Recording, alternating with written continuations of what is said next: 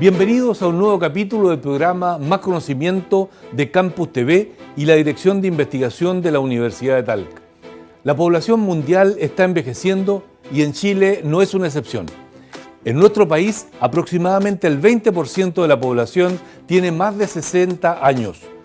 La edad es un factor de trombosis, es un factor de riesgo de trombosis. Y para conocer más de esto, de trombosis al corazón, trombosis cerebral y trombosis en las piernas, conversaremos con especialistas que son integrantes del Centro de Investigación en Trombosis de nuestra universidad. Para conocer más sobre el tema, acompáñenos a Más Conocimiento.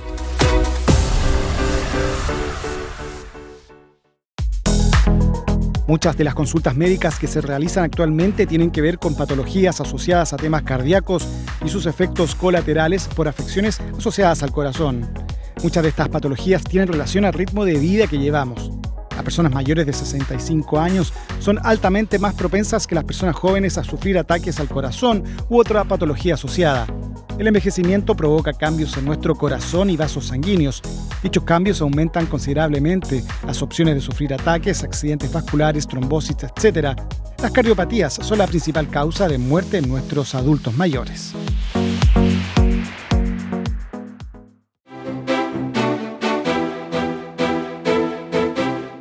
Conversaremos con el doctor Patricio Maragaño, él es cardiólogo del Hospital Regional de Talca y además es integrante médico del Centro de Investigación en Trombosis de la Universidad de Talca.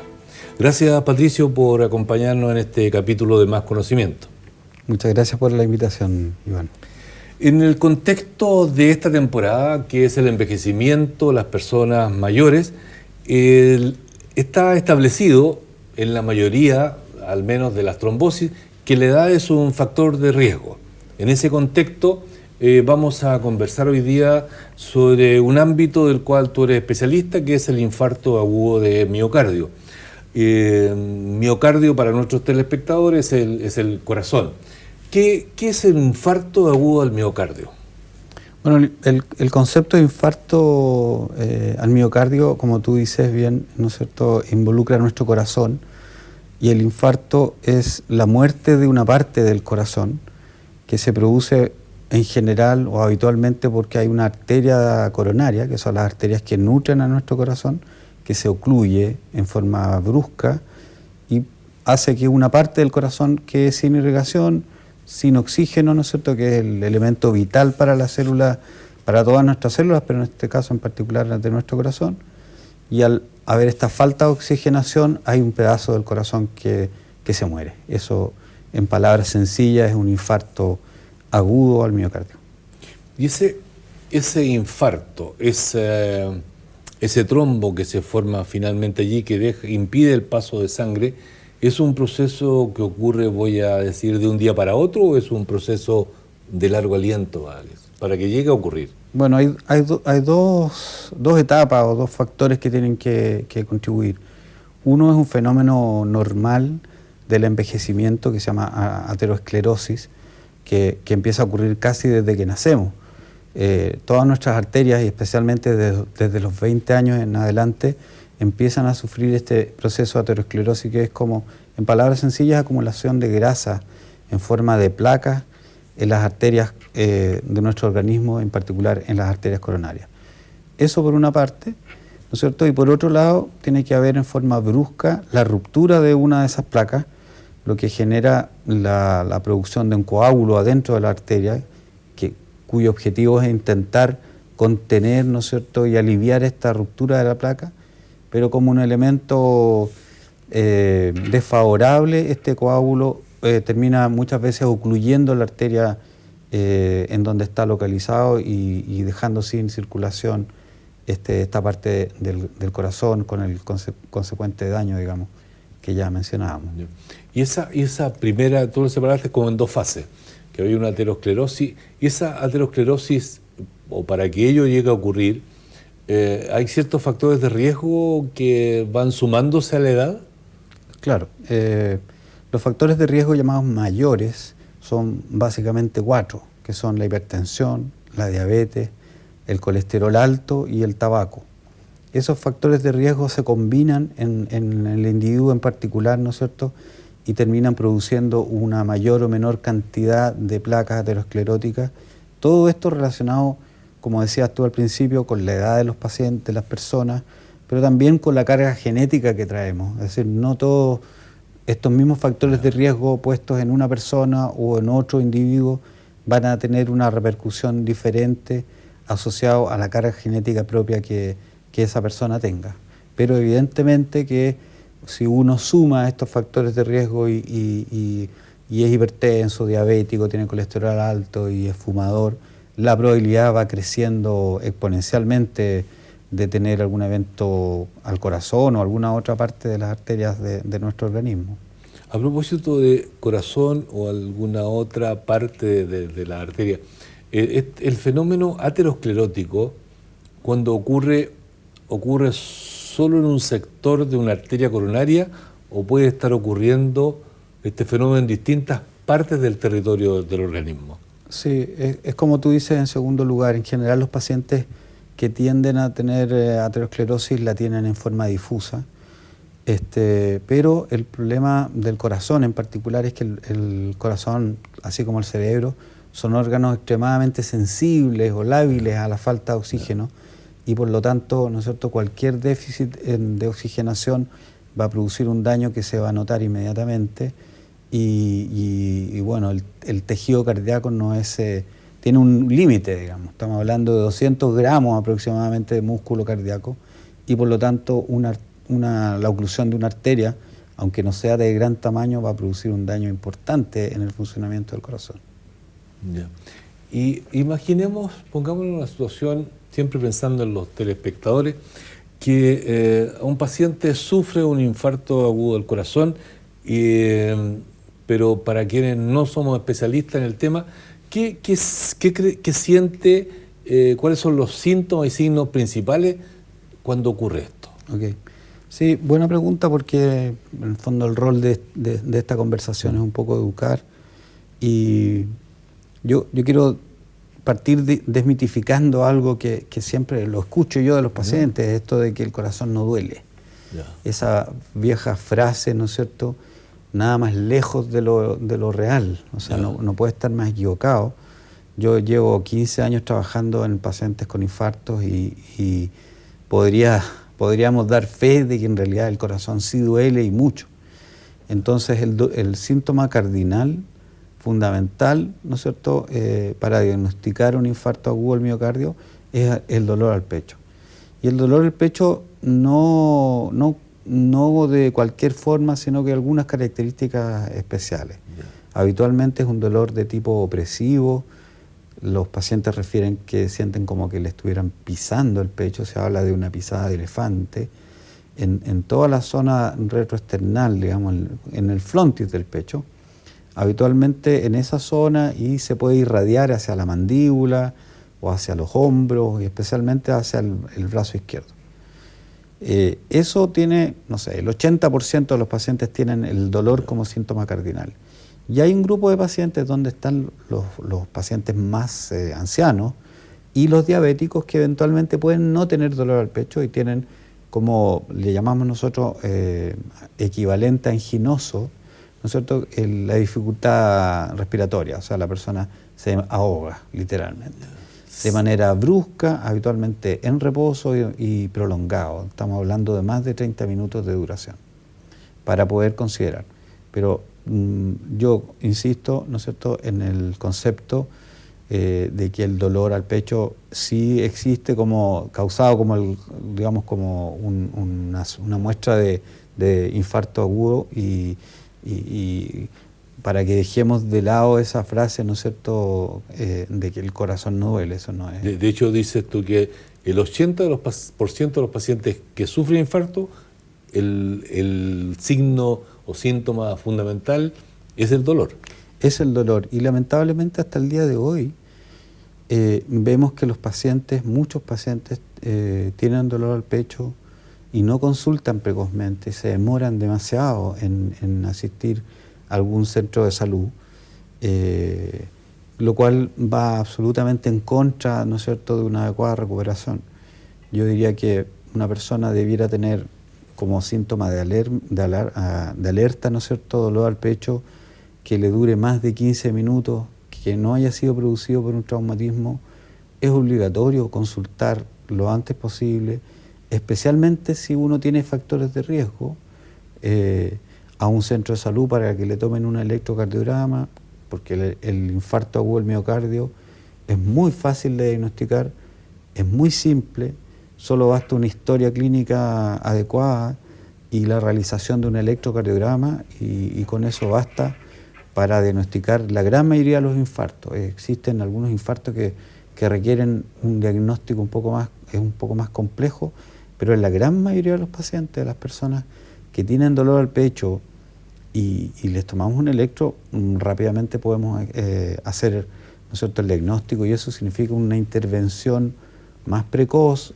y mayor posibilidad de recuperación sin tantas consecuencias negativas para la salud posterior de las personas. O sea, podría ser que, sabiendo que la gran mayoría va a sufrir un dolor, y va a un consultorio, va a un CEFAM, Sí. porque no necesariamente va a poder ir al Hospital Regional de Talca, va a un consultorio, a un CEFAM, y allí o lo derivan para hacer un electrocardiograma. Un médico no cardiólogo, con esa clínica y con el resultado del electro, ¿puede hacer diagnóstico? Sí, claro.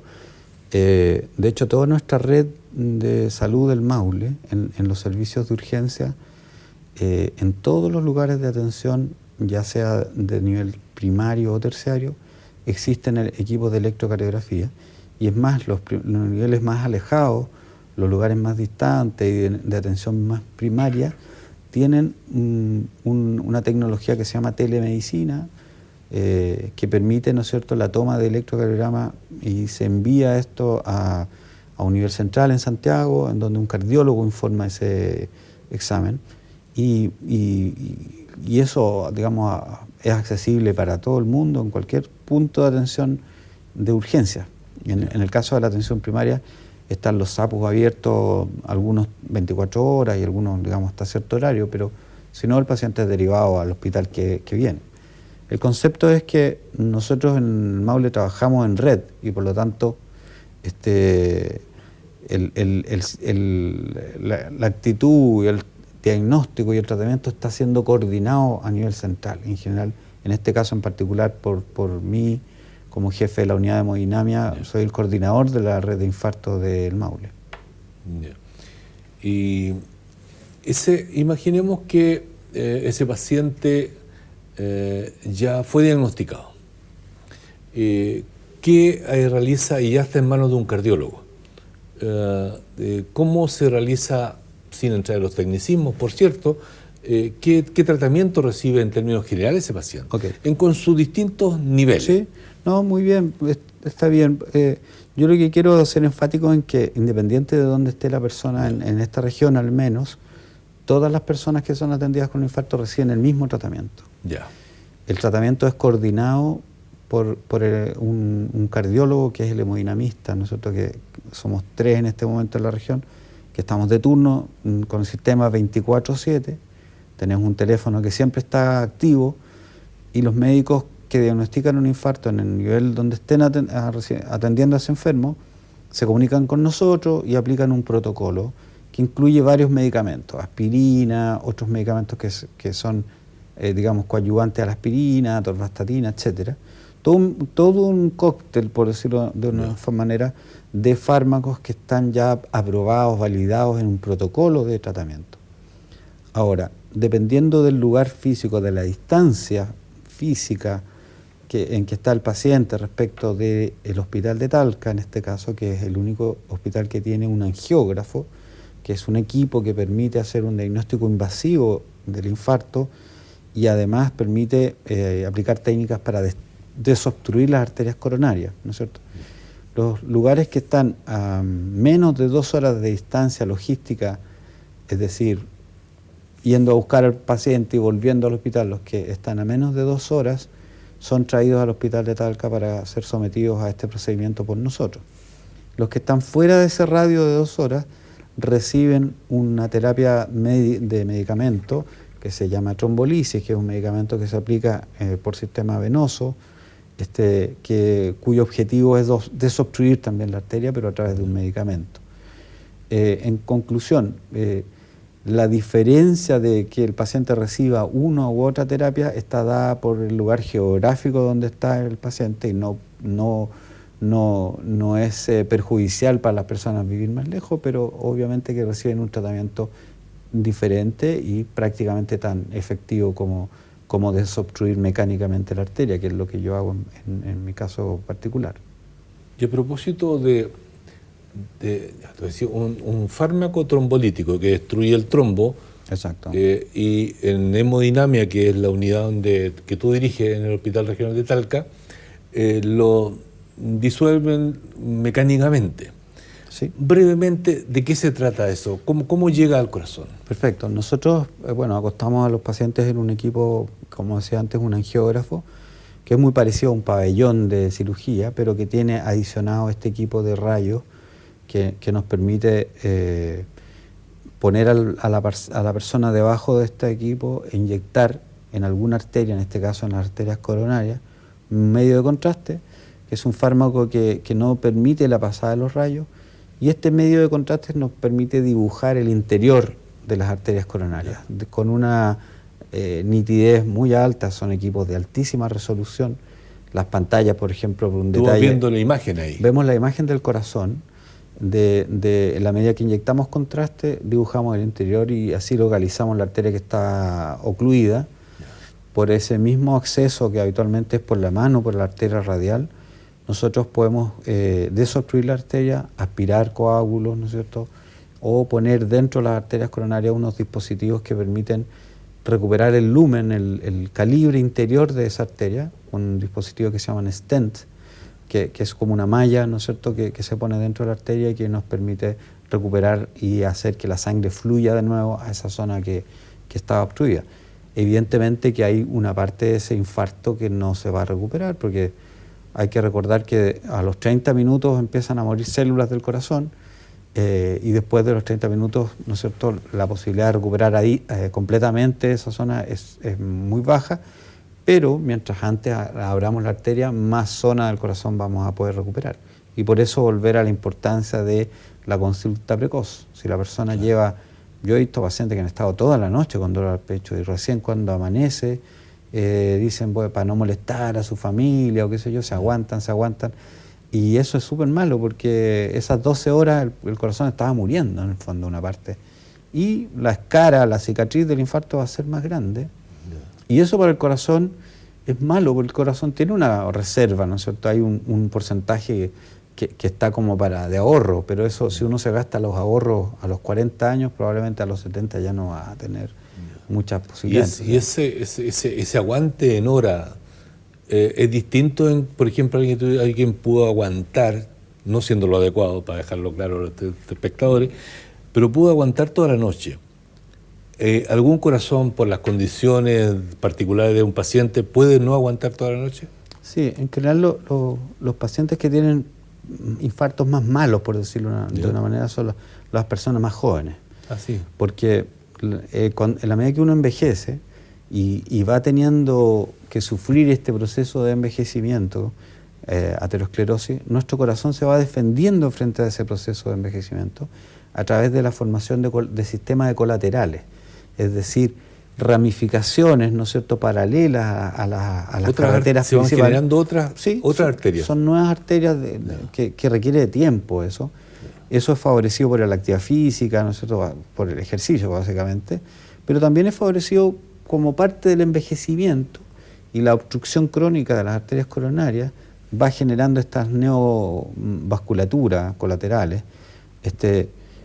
Claro, si la persona tiene 20 años, 30 años, no ha tenido tiempo para desarrollar este sistema de colaterales. Por lo tanto, si uno le obstruye una carretera mayor de las arterias grandes, no tiene ninguna posibilidad de ese territorio de recibir oxigenación por otra parte, y por lo tanto el infarto de su sujeto va a tender a ser más grande y con un daño mayor y más poco recuperable. Doctor Maragaño, ¿qué hay de cierto que pacientes jóvenes que desarrollan trombosis Entre ellos están los pacientes o los individuos, hombres, mujeres, que consumen cocaína. Sí, bueno, eso es un concepto que está ya muy establecido en la literatura y en nuestra casuística en el Hospital de Talca. Cuando uno separa a los individuos por edad y por ejemplo, establece un límite de 40, sobre 40 años o bajo 40 años, por ejemplo, y compara ambos grupos, es al menos 10 veces más frecuente el uso asociado de cocaína dentro del grupo de individuos más jóvenes, así como el tabaquismo también tiende a ser más frecuente en este grupo de individuos. Sí, habitualmente, bueno, la gente que consume cocaína tiende a tener infartos mucho más grandes, a menor edad, ¿no es cierto?, y con unas consecuencias mucho peores en general, más difícil de tolerar, porque son más jóvenes en general, esos pacientes. Hay dos ámbitos del tratamiento que los mencionaste hacia el pasar y solo un par de palabras. Por ejemplo, mencionaste aspirina. La aspirina, sin entrar en los detalles moleculares, ¿de qué manera disminuye, voy a decir, el efecto del trombo? Sí, bueno, la aspirina, como tú eres experto en el tema, pero la aspirina es un medicamento que es un antiagregante plaquetario, es decir, disminuye la agregación, ¿no es cierto?, la masa de plaquetas que están siendo activamente participantes de este trombo, y va a hacer que el tamaño del trombo tienda a ser menor. Como decíamos al principio, las arterias coronarias son muy finas, miden entre 2 y 4 milímetros de calibre, por lo tanto no se necesita un tremendo trombo coágulo para que la obstruya. Entonces, el usar aspirina y algunos otros medicamentos que usamos asociados hace que este coágulo no sea tan grande. Si la arteria queda desobstruida, o sea, con obstrucción, pero esa no es 100% y es 90%, el daño va a ser menor para este paciente. Muchas veces nosotros vemos pacientes que han recibido aspirina y los atendemos después de 2 o 3 horas que se ha demorado en traerlo al hospital, y solo el hecho de haber recibido aspirina en estos pacientes logra permeabilizar estos trombos, y eso disminuye dramáticamente el daño final que el paciente va a tener. O sea, la aspirina es uno de los medicamentos fundamentales a la hora del tratamiento del infarto agudo del miocardio. Y mientras antes la persona reciba este medicamento, mejor. No es el único tratamiento, por cierto, pero si yo tuviera que elegir una sola terapia, lejos elegiría la aspirina como tratamiento en el caso de que a mí, por ejemplo, me diera un infarto. Sí. Y hay otro tratamiento dentro de los que nombraste que no fue desarrollado, pero que es la cirugía. ¿Cuándo un paciente tiene que ir a cirugía? Bueno, en el contexto del infarto agudo al miocardio, prácticamente nunca, salvo que el paciente tenga lo que se llaman complicaciones mecánicas del infarto, pero que habitualmente son ruptura del corazón o una insuficiencia de alguna de las válvulas muy aguda, muy severa. Pero desobstruir las arterias coronarias a través de un bypass, ¿no es cierto?, es algo que está, por decirlo, obsoleto, en el sentido de que el intervencionismo coronario percutáneo, es decir, por dentro de las arterias, logra sobrellevar, si no todas, la gran mayoría de las situaciones, y por lo tanto la cirugía, tampoco armar una cirugía cardíaca en agudo es un proceso que toma tiempo. La cirugía cardíaca tiene un rol muy importante en el tratamiento de la enfermedad coronaria, pero no en esta etapa aguda del infarto agudo, sino que más bien en lo que viene después. Muchos pacientes que tienen un infarto, nosotros les miramos las coronarias y vemos que nosotros no tenemos la capacidad de desobstruirle todas las arterias que tiene tapadas, y estos pacientes muchas veces terminan en cirugía. Pero en el manejo del infarto agudo del miocardio, la cirugía no tiene un rol hoy en día. No tiene un rol. Patricio, estamos llegando hacia el final de este primer bloque del capítulo, y antes de terminar me gustaría consultarte cómo ves tú en el ámbito de infarto agudo del miocardio, de la unidad que tú diriges, la investigación del tipo translacional, es decir, eso que participa gente de ciencias básicas y de clínica. ¿Tú lo ves posible? ¿Cuál ha sido la experiencia? ¿Cómo ves hacia el futuro el tema a nivel regional? Bueno, yo personalmente le doy gran valor a este tipo de colaboraciones de dos mundos que tendemos a funcionar a veces muy paralelos, que son el mundo de los investigadores, ¿no es cierto?, de ciencias básicas, y por otro lado los clínicos que vemos a los pacientes. Mi experiencia en la Universidad de Talca en ese sentido ha sido muy buena, no solo con este grupo actual del Centro de Investigación en Trombosis, en el cual participamos gracias a tu invitación, sino que antes, ¿no es cierto?, en el grupo de investigación en factores de riesgo. Por lo tanto, yo creo que esa es la forma en que nosotros como universidad podemos llegar a aportar y como clínicos podemos aportar al desarrollo de la ciencia, que es trabajar en conjunto con personas que tienen habilidades y expertise que nos permite complementarnos. Bien, gracias Patricio por acompañarnos en este primer bloque del capítulo y esperamos en una próxima oportunidad seguir conversando. Muchas gracias a ustedes. Estimados telespectadores, hemos conversado con el profesor de medicina, el profesor Patricio Maragaño, quien es cardiólogo y jefe de la unidad de hemodinamia del Hospital Regional de Talca. Y hemos hablado de distintos aspectos de infarto agudo de miocardio. En el segundo bloque vamos a conversar con el doctor René Mesa, quien es neurólogo, y con el doctor Roberto Tapia, quien es cirujano vascular. Espérenos, pronto regresamos.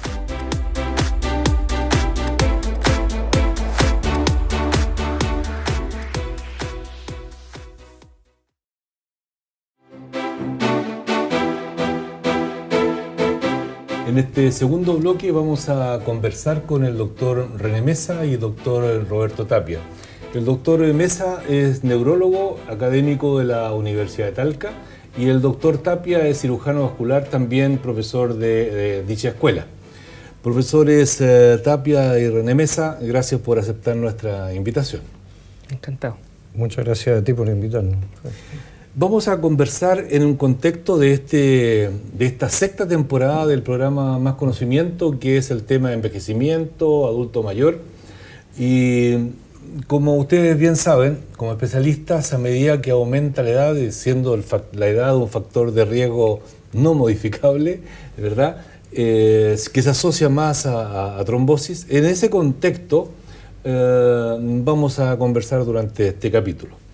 Y Roberto, a propósito de eso, la trombosis venosa profunda, ¿de qué se trata, dónde ocurre, por qué ocurre, etcétera?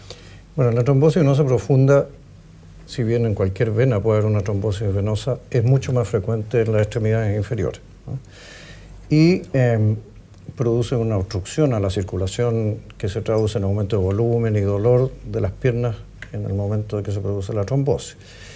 Esto tiene algunas causas que uno a veces puede identificar en el posoperatorio de una cirugía, especialmente la cirugía traumatológica, asociado a enfermedades neoplásicas. A veces la trombosis venosa puede ser la primera manifestación de una neoplasia que va a aparecer más tarde. El embarazo también es un factor que aumenta el riesgo de producir una trombosis venosa. Disculpa que sí, yo voy a ir interrumpiendo a veces pensando en los telespectadores. En las venas la sangre viene de retorno de los tejidos hacia el corazón, ¿verdad? Sí. Y que cuando ocurre esta trombosis en las venas, en este caso fundamentalmente o principalmente en la extremidad de los miembros inferiores, ¿qué pasa allí con esa sangre? ¿Se viaja a menos velocidad? ¿Por qué tiende a formarse ese trombo?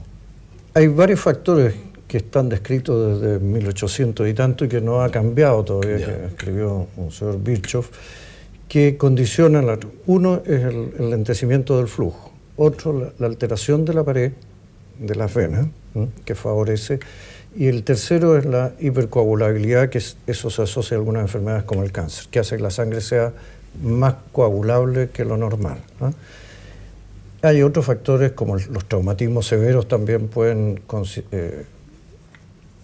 asociarse a una trombosis venosa en el momento del trauma. En el caso de los traumatismos, tiene que ver porque el paciente, igual en la cirugía, voy a llamarle, no sé si es correcto, cirugías mayores, el paciente tiende a quedar en una situación estática sin movimiento. Exactamente, por allí, ¿o no? la inmovilidad es La un factor inmovilidad. importante, ¿no? Y está demostrado desde hace ya muchos años que, por ejemplo, en las operaciones se demostró que los coágulos aparecían en el momento del acto quirúrgico, en el momento que el enfermo estaba en la mesa de operación. Por eso que ahora hay una serie de medidas que se toman para evitar esto, que tienen que partir antes de la operación. Y a propósito de que comentábamos recién al inicio del bloque, el factor edad y voy a decir el factor sexo. Por sexo, ¿hombres y mujeres o es más frecuente? Más frecuente en mujeres. Más frecuente en Más mujeres. frecuente en mujeres. Sobre todo por el uso de anticonceptivos y el embarazo. Anticonceptivos Sí. orales. Ya. Y respecto a la edad, ¿es correcto decir que es más frecuente a medida que aumenta la edad? No, yo diría que no. ¿No? Que la frecuencia es igual a la edad.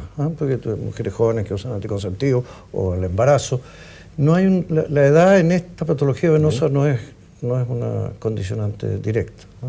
Ya. Yo te puedo decir una por cosa, cierto, por cierto. hay una cosa que pregunta muy frecuentemente la gente con respecto a la trombosis venosa, es que uno les explica que el riesgo, aparte del problema de la pierna, es que estos coágulos se pueden soltar. Y la gente siempre piensa que se van al cerebro. Es una pregunta muy frecuente.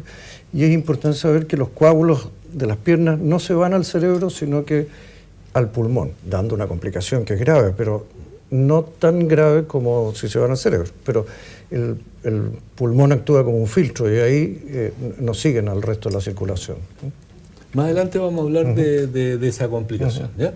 Quería comentarte o consultarte mejor, esta trombosis que se asocia a viajes largos. ¿Qué hay de eso y por qué ocurre? También tiene que ver con, y generalmente no en asiento de primera clase. Exactamente. Eso es muy frecuente y tanto así que las compañías aéreas han tomado algunas medidas como hasta poner elásticos para que uno haga ejercicio durante el vuelo. Es por la inmovilidad, ¿no es cierto? Y tiene que haber, creo yo, algún factor agregado. Personas que tienen algún daño vascular previo o que han tenido una trombosis, porque ahí es más raro en personas jóvenes. Eso sí que la trombosis asociada al viaje del viajero es más rara en personas jóvenes. La obesidad también es un factor que se agrega. Entonces, si tú sumas mayor edad, obesidad y viaje largo inmóvil o con poca movilidad, eso es lo que ha traído este problema que es cada día más frecuente. Doctor Mesa, en el ámbito de la neurología, la enfermedad cerebrovascular, el ictus, ¿de qué se trata? ¿En qué tipo de paciente se presenta? Bien, el ictus, definido por su misma denominación, es un cuadro ictal, un cuadro agudo, un cuadro clínico agudo que corresponde a un grupo de patologías del área vascular, tanto arterial como venosa, hacia el cerebro, donde un vaso se ocluye o se rompe. Y ahí hablamos de, ya sea un infarto cerebral, en el caso de la oclusión, o una hemorragia o derrame, en el caso de un sangramiento, una ruptura de un vaso sanguíneo. Los síntomas son muy similares. Similares. Por eso se agrupan de esta manera. Eso. Ya. ¿Y con qué frecuencia le corresponde ver, puede que tenga estadística regional, o bien con qué frecuencia se presenta en el hospital de Talca un ictus? Bueno, llama la atención algo. Con todos los controles de prevención primaria que se han ido haciendo desde los años 80 hasta la fecha, las enfermedades cerebrovasculares de las pocas cuadros que no se han ido logrando vencer estas brechas de incidencia, ¿ya? Los índices son bien altos. Hablamos de 130 pacientes de casos nuevos por 100.000 habitantes, y eso es bastante, ¿ya?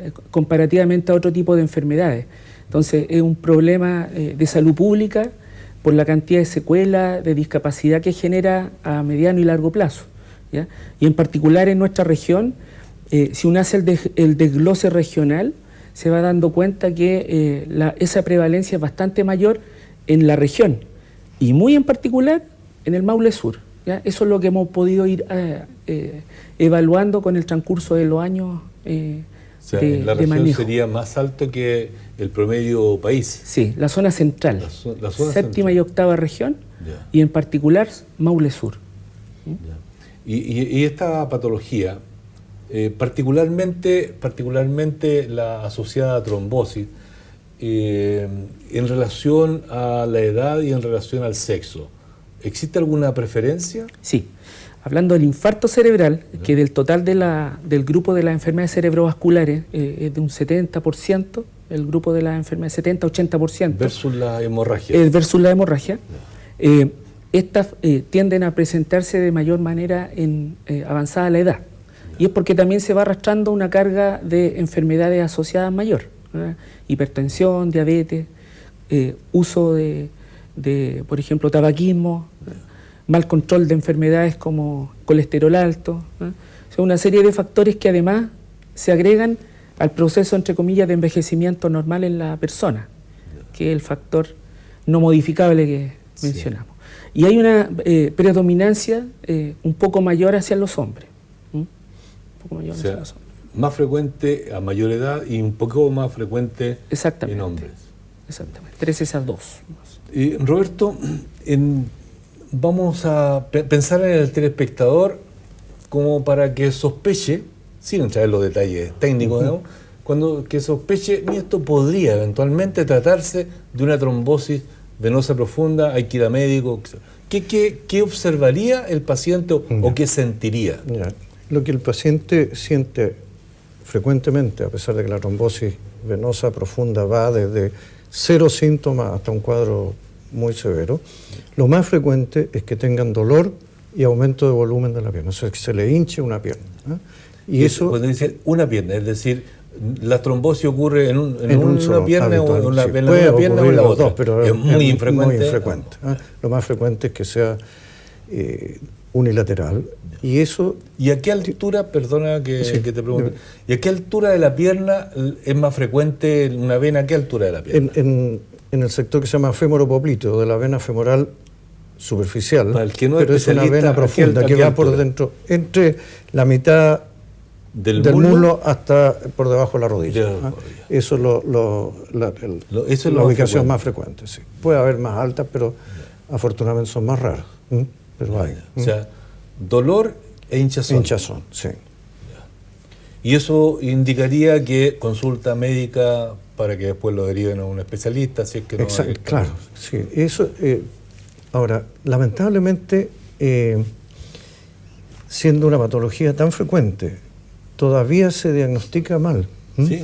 Y a la ¿Tardíamente? gente, tardíamente, porque o se le trata como un problema muscular, le dan...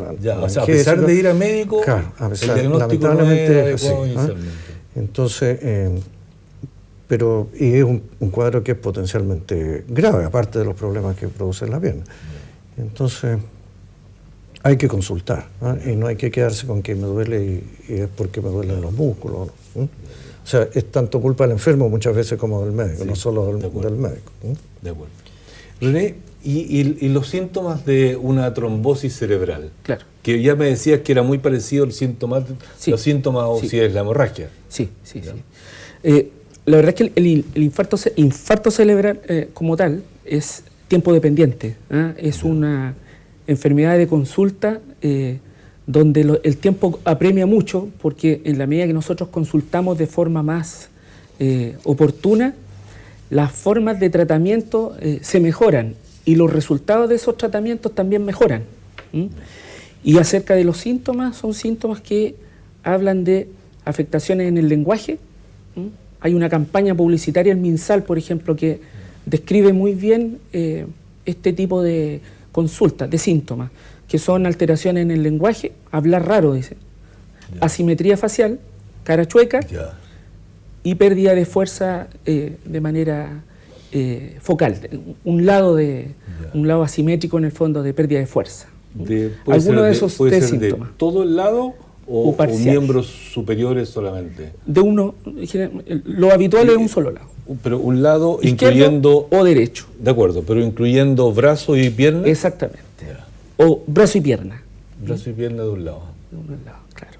Y eso ¿Esto está cruzado o no? Me refiero que si de este lado el trombo o la hemorragia está al lado contrario del cerebro. Salvo ciertas ubicaciones que son menos habituales en el cerebro que son del mismo lado, pero esa mnemotecnia clásica efectivamente es cruzada. Y eso es lo que motiva a la persona, es una consulta oportuna y rápida. Lo que uno siempre... si no se hace rápido, cuando dices rápido, ¿minutos, horas? Minutos a horas, a ese rápido. Nosotros tenemos tiempos de acción para poder recomendar tratamiento. Y ahí lo que siempre uno recomienda es llamar al 131. El 131 dispone de escalas que se llaman prehospitalarias, donde en base a esos síntomas ellos evalúan el riesgo o la probabilidad de estar cursando la persona con un accidente cerebrovascular. Y ellos saben de qué forma derivarlo y a dónde, a qué tipo de hospital. Iván, ¿podría hacer un pequeño comentario con respecto? Porque, como dijo René, el 80% de los accidentes vasculares cerebrales son isquémicos y no hemorrágicos, y un porcentaje, que es alrededor del 30 o 40%, el problema está en la circulación cerebral en el cuello, en las carótidas, en la arteria. Y eso, ahí uno podría fomentar la prevención, porque la gran mayoría de los pacientes que tienen una estrechez antes de presentar síntomas, uno puede ocultarle un soplo en el cuello. Y debería ser, aunque parece un poco como de más decirlo, porque debería ser así, todo paciente mayor de 50 años que consulte por cualquier cosa, el médico debería examinarle el cuello, sobre todo si tiene factores de riesgo, hipertenso, fuma y es obeso, porque ahí uno puede prevenir. No sé, esa es una patología que se puede prevenir, ya sea con medicamento o incluso con cirugía, aunque no tenga síntomas, si la estrechez es muy severa en el momento que se detecta. Entonces, y eso ha costado un poco que se haga, digamos. Y a propósito de ese examen a la carótida, la trombosis venosa profunda, vamos a volver a las piernas, ¿no? ¿Qué métodos diagnósticos se utilizan? Bueno, el método que es el método ideal, el que se usa como primer enfoque, o sea, primero y único diría yo casi, es la ecografía venosa, lo que se llama el dúplex venoso, ¿no?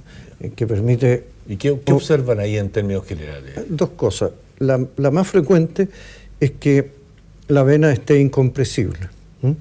Habitualmente uno ve una vena y si carga el transductor del ecógrafo, la vena se colapsa, es una vena normal. La vena que tiene un coágulo adentro no se colapsa, porque sobre todo si uno ve al enfermo en las primeras horas o días de la trombosis, puede no verlo porque a veces el coágulo tiene la misma ecogenicidad que la sangre. Entonces, por eso que la compresibilidad es el signo ecográfico más importante. En el interior de la vena, claro, esté el coágulo o no hay una diferencia de imagen. No, al principio no. Pasados los días sí, el coágulo se pone más, lo que se llama hiperecogénico, o sea, refleja más. Y ahí muestra una diferencia. Y ahí se ve una diferencia. Eso, y asociado que también hay un enlentecimiento del flujo. Esas son las tres cosas que uno mira al hacer una ecografía de la vena. Pero la más importante es la incompresibilidad de la vena. René, ¿y el ictus? ¿Qué métodos diagnósticos utiliza usted? Voy a decir, aparte de la clínica, que ya lo describiste, claro, ¿existen algunos elementos de apoyo al diagnóstico clínico? Los exámenes complementarios son fundamentales, porque como no sabemos si hay una hemorragia o un infarto en curso, el escáner sin contraste, es una herramienta que cobra un valor trascendental en nosotros, en nuestra especialidad. Entonces, de la forma más expedita y oportuna que el paciente se traslade con esta sospecha, lo inmediato es hacer un escáner que en el fondo nos permite diferenciar entre una hemorragia y un infarto. Luego viene la etapa de separación de las causas que llevaron a ese infarto. Y ahí es donde nos topamos con la especialidad del doctor Tapia de la cirugía vascular, porque una de las consecuencias importantes como causa son las enfermedades carotídeas, el grupo de las enfermedades dermatosas carotídeas. ¿ya? Y otras causas más como eventos embólicos del corazón. Perdona que casi se lo iba a preguntar a Roberto antes, pero ya que llegamos a este tema de las carótidas, lo que no entendí, Roberto, y compleméntalo por favor, tú decías que si hay un trombo a nivel de carótida, puede representar que no llegue suficientemente nutriente y oxígeno al cerebro, o es que desde allí se puede soltar un trombo e ir al cerebro. Los mecanismos son dos. El más frecuente es que se suelte un pedazo del trombo. Es el lejos del mecanismo embólico, o sea que viaja un coágulo al cerebro desde otra parte, es el más frecuente. Puede haber también disminución del flujo cerebral, pero eso es una manifestación más rara, por lo menos la experiencia nuestra. Volvamos a la trombosis venosa profunda. Ya has comentado cómo se produce, cómo se hace el diagnóstico y cómo tratas tú una trombosis venosa profunda. Bueno, el tratamiento ha cambiado en los últimos años en forma muy importante, porque hasta hace algún tiempo era prácticamente en todos los pacientes necesario hospitalizarlo para partir con un tratamiento con un anticoagulante que se llama heparina, que se usaba endovenoso o en alguna forma subcutánea, hasta que aparecieron unos anticoagulantes nuevos que tienen efecto instantáneo, o sea, apenas uno empieza a tomar el remedio, le hace, a diferencia del anticoagulante oral que existía y que todavía se usa, pero en casos especiales. Nosotros, por lo menos en la parte de cirugía vascular, usamos un medicamento que el nombre genérico es Rivaroxaban, que el nombre comercial es Xarelto, no hay otro laboratorio que lo fabrique, pero el Rivaroxaban, que es muy bueno porque tiene produce menos complicaciones de sangramiento, de sangrado. No requiere de controles de la coagulación. Y no requiere de hospitalización y es de efecto inmediato. O sea, en tus pacientes, tú ya has, voy a decir, has cambiado el tratamiento del anticoagulante oral clásico a este nuevo. ¿Sí? Salvo porque no es perfecto y la falla que tiene es que es muy caro. Entonces, eso hay personas que no lo pueden. Afortunadamente, el hospital hasta hace algún tiempo está comprando, los servicios se lo han comprado Xarelto, porque ahorra hospitalización, días cama, una serie de cosas. Tiene una compensación en otro. Exacto.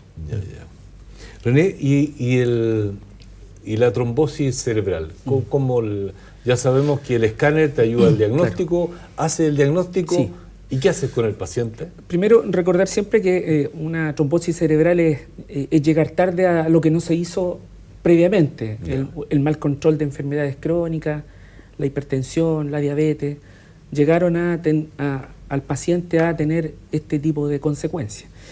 Y ya ocurrió el evento, certificado el diagnóstico de un infarto cerebral, hay algunos tratamientos que se disponen en estos tiempos, así como hay anticoagulantes, por ejemplo, para el uso de los coágulos en el contexto de las trombosis venosas.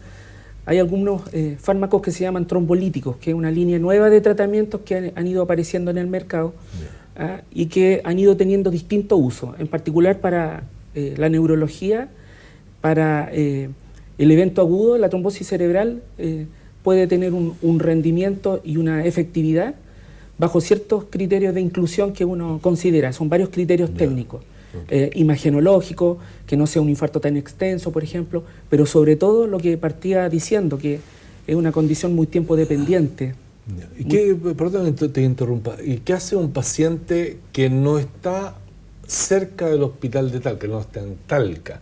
Porque me imagino que no todos los hospitales de la región tienen estas posibilidades. Claro. ¿Cómo está implementado? ¿Algún sistema de red? Hay una red que funciona de manera bastante buena y eficiente en nuestra región, bastante eficiente. SAMU es nuestro esqueleto. Nosotros, para bien o para mal, nuestra región es una estructura bastante centralizada, con nuestro hospital regional, que dispone de todos los recursos y con hospitales adicionados en la región, en el Maule Norte y en el Maule Sur, en Curicó y Linares, que hacen que dispongamos estratégicamente de que de forma potencial podamos llegar a algún lugar que disponga de escáner de cerebro, ¿ya? La diferencia es que quizás las zonas más extremas de las comunas, por ejemplo Licantén, o Chanco, se van a ver más, van a llegar más tarde en tiempo, y el rendimiento de este tipo de tratamiento va a ser menos eficaz quizás aquel que consulta en la ciudad, ¿ya? Pero se dispone de esa posibilidad, y ahí SAMU funciona como este esqueleto y esta columna central para que fluya el acceso al tratamiento. Estamos llegando al final se nos pasó el tiempo casi volando, ¿ya?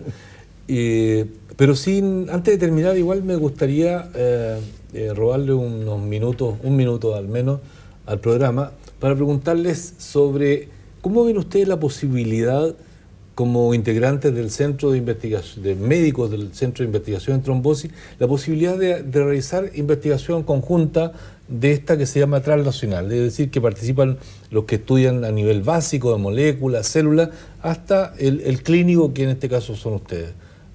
Roberto, ¿ves tu posibilidad de que esto se avance en ese sentido? Mucho. Algo hemos conversado nosotros antes. A mí me parece que tiene que haber un trabajo en conjunto clínico con la investigación básica. Es la única forma de progresar. Y yo creo que en nuestra ciudad, en nuestra región, esas condiciones se están dando cada día más, ¿eh? El Centro de Investigación en Trombosis me parece a mí que ha sido un aporte importantísimo para nosotros los clínicos. Entonces, tiene que haber, están los enfermos, están los recursos, están los investigadores, y eso tenemos que aprovecharlo y tratar de contribuir al progreso del conocimiento de estas enfermedades que afectan a tanta gente.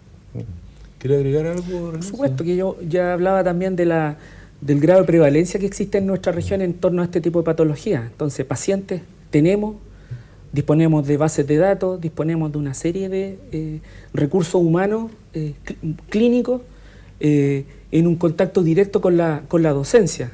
Aquí en la región, en provincia, los docentes académicos de la universidad hacen bastante clínica también, y el acercamiento, por ende, hacia la universidad es lo lógico y es lo necesario, por el bien de nuestros pacientes. Quiero agradecerles el que nos hayan acompañado en este capítulo de Más Conocimiento. Muchas gracias. Encantado. Encantado. Estimados telespectadores, hemos conversado en este capítulo con el doctor Roberto Tapia, con el doctor René Mesa y con el doctor Patricio Maragaño, cirujano vascular, neurólogo y cardiólogo respectivamente, sobre temas que son muy importantes: trombosis al corazón, trombosis a nivel cerebral, trombosis a nivel de las piernas. Gracias a ustedes por acompañarnos, estimados telespectadores. Nos vemos en una próxima oportunidad. Hasta pronto.